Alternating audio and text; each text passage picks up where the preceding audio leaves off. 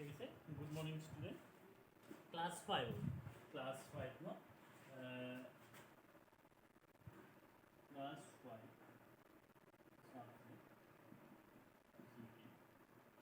Class 5 জিকে আজি মই প্ৰথম পঢ়াবলৈ লৈছোঁ ঠিক আছেনে আজি মই প্ৰথম পঢ়াম তোমালোকক আগতে মই তোমালোকক যিহেতুকে জিকে ক্লাছ কৰা নাছিল ঠিক আছে আজি প্ৰথমতে মই তোমালোকক যিহেতু ইয়াৰ আগতে ছাৰে বা এডোনো কোনে পাই নাজানো তোমালোকৰ লেচন নম্বৰ 16 লৈকে পঢ়াইছিলে মই আজি লেচন নম্বৰ 17 তোমালোকৰ লগতে আলোচনা কৰিম কোনটো লেচন বুলি ক'লো লেচন নম্বৰ 17 লেচন নম্বৰ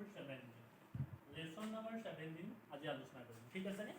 এটা কথা হ'ল তোমালোকৰ যিখন জিকে কিতাপ বা তোমালোকৰ যিটো জিকে সাবজেক্ট আছে যিখন কিতাপত যিটা কনসেপ্ট দিয়া আছে কনসেপ্ট কিতাপত এটা কথাহে কৈছে ইয়াতে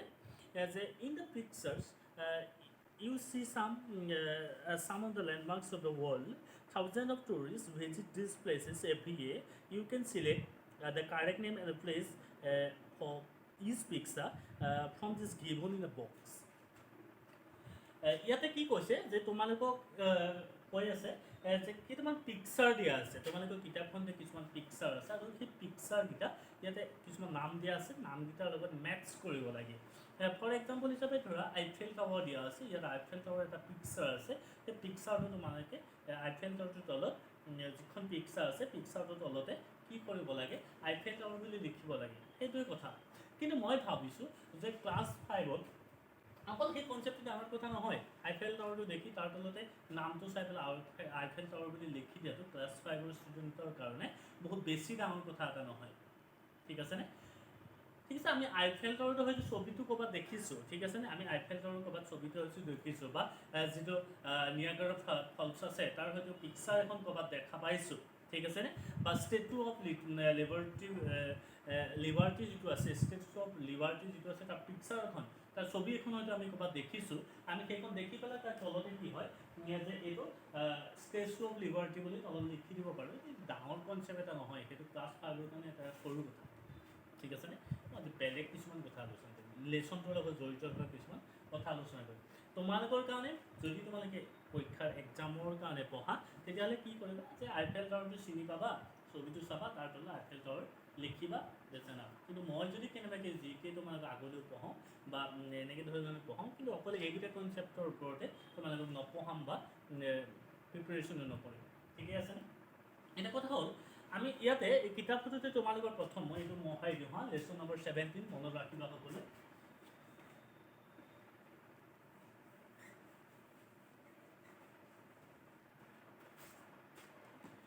লেচন নম্বৰ 17 সকলোৱে মনত ৰাখিবা ঠিক আছে এতিয়া প্ৰথমতে তোমালোকৰ ইয়াতে আছে আইফেল টাৱাৰৰ কথা আছে তোমালোকৰ কি আছে প্ৰথম আইফেল টাৱাৰৰ কথা তোমালোকক দিয়া আছে আইফেল টাৱাৰটো বুলি কওঁতে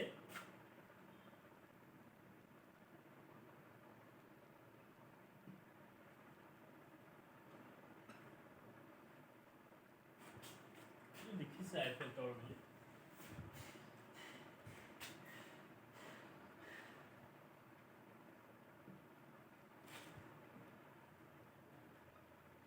আইফেল টাৱাৰ লিখিছে আইফেল টাৱাৰ ক'ত আছে তোমাৰ ইয়াত লিখি থৈছে ক'ত আছে বুলি কৈছে পেৰিছত আছে ফ্ৰান্সত ঠিক আছে ফ্ৰান্সৰ পেৰিছত আছে এই কথা তোমালোকে জানা ঠিক আছেনে ছবিখনো তোমালোকে হয়তো চিনি পাবা মই এইখন চিনাকি কৰি নিদিওঁ আইফেল টাৱাৰ ছবিখন চিনাকি কৰি নিদিওঁ এইখনেই তোমালোকে হয়তো দেখিছা অসুবিধা হ'লে চাই ল'ব পাৰা এইটো হ'ল আইফেল টাৱাৰ কিন্তু ইয়াৰ লগত জড়িত কিছুমান কনচেপ্ট আমি পাতিম সেই কনচেপ্টকেইটাই মই আজি আলোচনা কৰিম হয়তো আজিৰ ক্লাছত গোটেই কনচেপ্টকেইটা ক্লিয়াৰ নহ'ব পাৰে নেক্সট ক্লাছত পঢ়াম হ'লেও কিন্তু মই কেইটামান বেলেগ কনচেপ্টহে পঢ়াম ঠিক আছে আইফেল টাৱাৰ আমি ক'ত আছে আমি এইটো কথা জানিলোঁ ক'ত আছে আমি গম পাওঁ ন ক'ত আছে পেৰিছত আছে ফ্ৰান্সত এইটো কথা আমি জানো এইকেইটা ইমান ডাঙৰ কনচেপ্ট নহয় ঠিক আছে ইয়াৰ কথাটো হ'ল আইফেল টাৱাৰৰ বিষয়ে আমি জানিবলগীয়া আৰু বহুত কথা আছে তাৰে কেইটামান কনচেপ্ট থুলমূলকৈ তোমালোকৰ লগত বহুত গোটেইবিলাক আলোচনা কৰিবলৈ যিহেতু আমাৰ সময়ো নহয় বা তোমালোকৰ কাৰণে বহুত জটিল হ'ব পাৰে কিমান সৰু সৰু কনচেপ্টে আলোচনা কৰিম প্ৰথম কথা আইফেল টাৱাৰটোৰ নামটো কেলৈ আইফেল টাৱাৰ হ'ল তোমালোকে জানা চাগে বা জানানো নাজানো আইফেল টাৱাৰটো যি তৈয়াৰ কৰিছিল যি কনষ্ট্ৰাকশ্যন কৰিছিল তাৰ এজন ইঞ্জিনিয়াৰৰ নাম আছিল গুষ্টাভ আইফেল আইফেল টাৱাৰ যিটো বনাইছিল পেৰিছত যিটো আইফেল টাৱাৰ আছে তাতে এজন ইঞ্জিনিয়াৰ আছিল ইঞ্জিনিয়াৰজনৰ নামটো আছিল গুষ্টাভ আইফেল সেই ইঞ্জিনিয়াৰজনৰ নামতে পিছলৈ সেই টাৱাৰটোৰ নামটো কি হ'ল আইফেল টাৱাৰ দিলে তেখেতৰ নামতে গুস্তাভ আইফেলৰ নামতে তেখেতৰ নামতে স্মৃতি হিচাপে সেই টাৱাৰটোৰ নামটো পিছলৈ কি কোৱা হ'ল আইফেল টাৱাৰ বুলি কোৱা হয় ইঞ্জিনিয়াৰজনৰ নামটো আছিল গুস্তাভ আইফেল ঠিক আছে এই আইফেল টাৱাৰটো যে দিছে ইঞ্জিনিয়াৰজনৰ নামটো আছিল গুস্তাভ আইফেল এই গুস্তাভ আইফেলৰ স্মৃতিত তেখেতৰ নামতে এই টাৱাৰটোৰ নামটো পিছলৈ কি দিয়া হ'ল আইফেল টাৱাৰ হিচাপে জনা যাব পিছলৈ দিয়া হ'ল কিন্তু আইফেল টাৱাৰটো কিয় তৈয়াৰ কৰা হৈছিল তোমালোকে জানানে আইফেল টাৱাৰটো কিয় তৈয়াৰ কৰা হৈছিল তোমালোকে হয়তো ক'ৰবাত শুনিছা যে ফ্ৰেঞ্চ ৰিভলিউশ্যনৰ নাম শুনিছা ফ্ৰেঞ্চ ৰিভলিউশ্যনৰ 100 বছৰ পূৰ্ণ 100 বছৰ মানে 100th এনিভাৰ্চাৰী স্মৃতি হিচাপে আমাৰ ধৰা এনেকুৱা হয় তোমালোকে জানা যে আমাৰ স্কুলবিলাকৰ 25 বছৰ হ'লে 50 বছৰ হ'লে 100 বছৰ হ'লে বেলেগ বেলেগ সোণালী জয়ন্তী ৰূপালী জয়ন্তী এনেকৈ পাতে তাতে তাৰ স্মৃতিত কিছুমান গেট বনায় কিবা এখন বনায় স্মৃতি এটা ৰাখি থয় তাতে ফ্ৰেঞ্চ ৰিভলিউশ্যনৰ 100th এনিভাৰ্চাৰীৰ স্মৃতি হিচাপে আইফেল টাৱাৰটো তৈয়াৰ কৰা হৈছিল আইফেল টাৱাৰটো ফ্ৰেঞ্চ ৰিভলিউশ্যনৰ মই আকৌ কৈছোঁ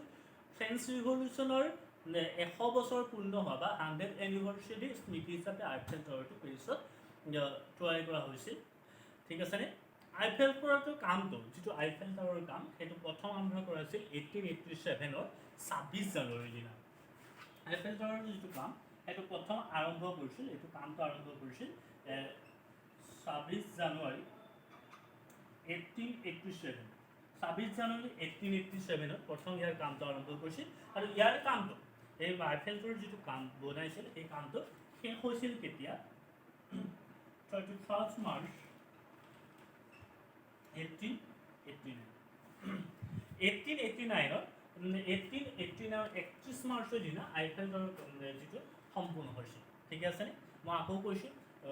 আইফেল টাৱাৰটো কাম প্ৰথম আৰম্ভ কৰিছিল 1887ৰ 26 জানুৱাৰীৰ দিনা আৰু 31st March 1889ত এই কামটো কমপ্লিট হৈছিল এইটো বনাওঁতে আইফেল টাৱাৰটো বনাওঁতে ইম্পৰ্টেণ্ট এটা কথা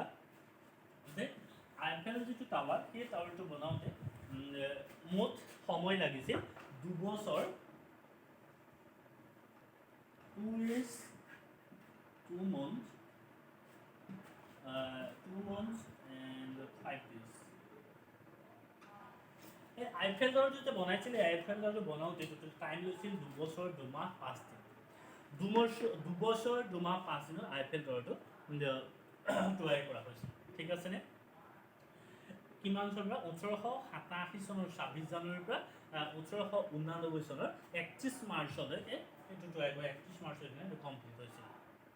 1889 চনৰ 31 মাৰ্চত এইটো কমপ্লিট হৈছিল আইফেল টাৱাৰটো ঠিক আছেনে এই আইফেল টাৱাৰটো যে তোমালোকে পাইছা এই আইফেল টাৱাৰটোৰ অৰিজিনেল যিটো হাইট যিটো ওখ ঠিক আছেনে অৰিজিনেল হাইটটো আছিলে আইফেল টাৱাৰটোৰ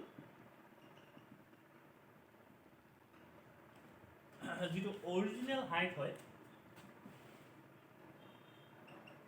অৰিজিনেল হাইট আছিল 1024 ফুট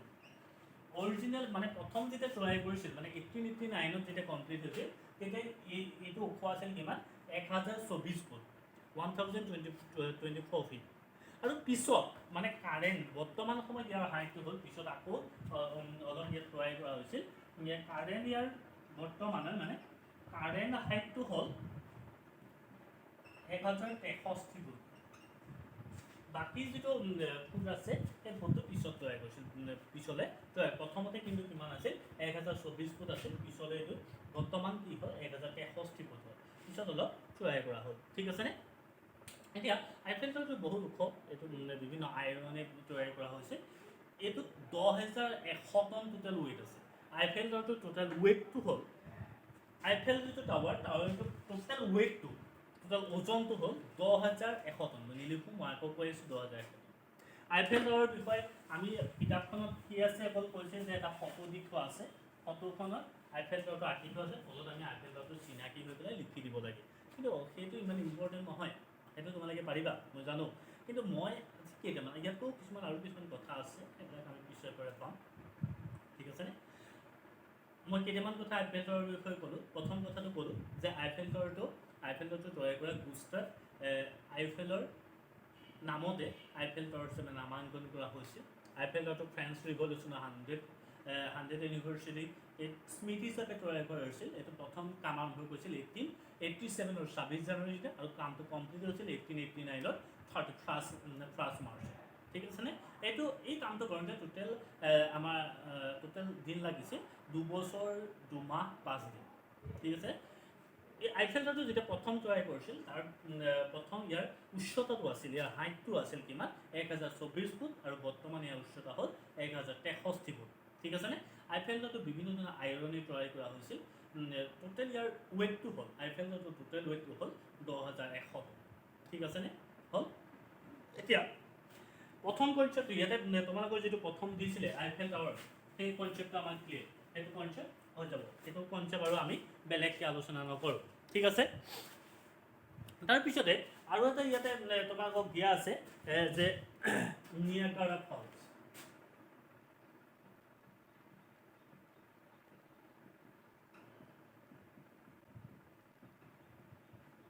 এইটো তোমালোকক দিয়া আছে নিয়াগাৰা ফলছ ইয়াতে তোমালোকক কিতাপখন দিয়া আছে USA বুলি দিছে USAত আছে কৈছে মানে আমেৰিকা যুক্তৰাষ্ট্ৰত আছে বুলি কৈছে ইউনাইটেড ষ্টেট অফ আমেৰিকা কিন্তু কনচেপ্টটো ক্লিয়াৰ কৰি ল'বা তোমালোকে নিয়াগাৰা ফলছ যিটো হয় তাত 3টা ফলছৰ সংযোগ হৈছে একেখন জেগাতে নিয়াগাৰা ফলছটো কানাডা আৰু আমেৰিকাৰ একদম সীমা মানে সীমা দি পাৰ হৈ গৈছে এইটো এটা সীমা হয় কানাডা আৰু আমেৰিকাৰ এইটো এটা সীমা হয় ঠিক আছেনে ইয়াতে তিনিটা ফলছ ইয়াতে লগ হৈছে সেইকেইটা হ'ল আমেৰিকান ফলছ ব্ৰেণ্ডেল ভেল ফলছ আৰু কানাডিয়ান মানে যিটো হৰ্ষ ফলছ বুলি কয় কানাডাৰ এটা বিখ্যাত ফলছ হৰ্ষ ফলছৰ এই তিনিটা ফলছ ইয়াতে যোগ হৈছে ঠিক আছে যোগ হৈ নিয়াগাৰা ৰিভাৰখন সেই ৰিভাৰখন কানাডা আৰু আমেৰিকাৰ সীমা দি বৈ গৈছে ঠিক আছেনে মই আকৌ কৈছোঁ যে এই নিয়াগাৰা ফলছটো কানাডা আৰু আমেৰিকাৰ নিয়াগাৰা ফলছটো কানাডা আৰু আমেৰিকাৰ সীমা দি গৈছে একদম ডাইৰেক্ট সীমাতে আছে মানে কানাডা আৰু আমেৰিকা যুক্তৰাষ্ট্ৰৰ সীমা দি নিয়াগাৰা ফলছটো গৈছে ঠিক আছে এইটো এটা মানে পৃথিৱীৰ এটা ইম্পৰ্টেণ্ট জেগা টুৰিজিমৰ কাৰণে এটা ইম্পৰ্টেণ্ট জেগা এইটো কাৰণে হয় যে ইয়াত হাইড্ৰ' ইলেক্ট্ৰনিক যিটো পাৱাৰ সেই হাইড্ৰ' ইলেক্ট্ৰনিক পাৱাৰটো নিয়াগাৰা ফলছৰ হাইড্ৰ' ইলেক্ট্ৰনিক যিটো পাৱাৰ সেইটো অতি বেছি পৰিমাণে উৎপন্ন হয় ঠিক আছে তাৰ মূল যিটো মানে টুৰিষ্টবিলাক যে যায় মূল আকৰ্ষণটো হ'ল তাৰ যিটো হাইড্ৰ' ইলেক্ট্ৰনিক পাৱাৰ যিটো তাতে ক্ৰিয়েট হয় সেইটো চাবৰ কাৰণে তালৈ যায় মানুহ ঠিক আছেনে নিয়াগাৰা ফলছ মই আকৌ কৈছোঁ নিয়াগাৰা ফলছটো তিনিটা ফলছ ইয়াতে লগ লাগি আছে প্ৰথমটো হ'ল আমেৰিকান ফলছ 2 নম্বৰটো হ'ল ব্ৰেণ্ডেল ভেল ফলছ 3 নম্বৰটো হ'ল কানাডিয়ান হৰ্ষ ফলছ তিনিটা একেলগতে আছে এইটো তিনিটা একেলগে এখন জেগাতে যোগ হৈছে হৈ পেলাই নিয়াগাৰা ফলছ মানে বৈ গৈছে মানে নিয়াগাৰা ৰিভাৰ হৈ বৈ গৈছে কিনি কানাডা আৰু USA সীমাত ঠিক আছেনে আৰু এটা কাৰণে এইটো কিন্তু বিখ্যাত হয় নিয়াগাৰা ফলছটো আৰু এটা সূৰ্যৰ কাৰণে বিখ্যাত মই তোমালোকক নকওঁ বুলি ভাবিছিলোঁ হ'লেও মুখৰ পৰা ওলাই গ'ল যদি কৌতুহলটো নেৰাখক কৈ দিওঁ নিয়াগাৰা ফলছত বহুত বেছি পৰিমাণে মানুহ ছুইচাইড কৰে তাতে বহুত বেছি পৰিমাণে মানুহ আজিলৈকে প্ৰায় 5000 মানুহে তাতে ছুইচাইড কৰিছে আৰু কিছুমান কজ জনা যায় আৰু বাকী কিছুমান কজ হয়তো অফিচিয়েলি গোপন কৰি ৰখা হয় ঠিক আছে এইবোৰ পিছত আমি জানিম এইবিলাক কথা আমি ইমান মাথা নামাৰোঁ আমি এইকেইটা নিয়াগাৰা ফলছৰ বিষয়ে আলোচনা কৰোঁতে আমি গম পালোঁ যে নিয়াগাৰা ফলছটো একচুৱেল ইয়াতে আমাৰ কিতাপতে দিছে USA বুলি কৈছে কিন্তু নিয়াগাৰা ফলছটো কানাডা আৰু ইউনাইটেড ষ্টেট অফ আমেৰিকাৰ সীমা দি বৈ গৈছে একচুৱেল মানে নিয়াগাৰা ৰিভাৰখন বৈ গৈছে যিটো ফলছৰ কথা কৈছে তাতে 3টা ফলছ একেলগে যোগ লাগিছে সেইটো হ'ল আমেৰিকান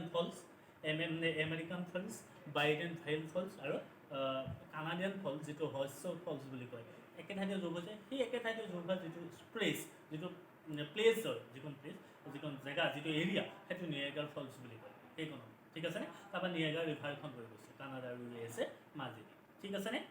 মই ভাবিছোঁ মই যিকেইটা কথা কনচেপ্ট তোমালোকক দিছোঁ কনচেপ্টকেইটা বুজি পাইছা ঠিক আছেনে নিয়াগ্ৰা ফলছৰ আৰু এটা ইম্পৰ্টেঞ্চ আছে যে আজিৰ পৰা প্ৰায় 200 বছৰ ধৰি সেইটো টুৰিজিমৰ এটা ভাল কেন্দ্ৰবিন্দু হৈ আছে। মই আকৌ কৈছোঁ নিয়াগ্ৰা ফলছ টুৰিজিমৰ মূল কেন্দ্ৰবিন্দু হোৱাৰ কাৰণটো হ'ল ইয়াৰ হাইড্ৰ' ইলেক্ট্ৰনিক পাৱাৰ। ইয়াত উৎপন্ন হয়, ইয়াত ক্ৰিয়েট হোৱা হাইড্ৰ' ইলেক্ট্ৰনিক পাৱাৰ। মই ভাবিছোঁ মই আজি এই দুটা কনচেপ্টেই পঢ়াম, তাতকৈ বহুত বেছি কনচেপ্ট তোমালোকৰ লগতে আলোচনা নকৰোঁ, ঠিক আছেনে? তাৰ পিছত যিকেইটা কনচেপ্ট বা তোমালোকৰ ইয়াৰ পিছতে যিকেইটা আছে ষ্টেজ টু লিবাৰ্টি, ইয়াতো কিছুমান আমি কথা জানিবলগীয়া কথা আছে। পিৰামিড, ইজিপ্তৰ পিৰামিডৰ বিষয়ে জানিবলগীয়া আছে। এইকেইটা কথা আমি পিছত আলোচনা কৰিম, ঠিক আছেনে? ঠিক আছে, বাই।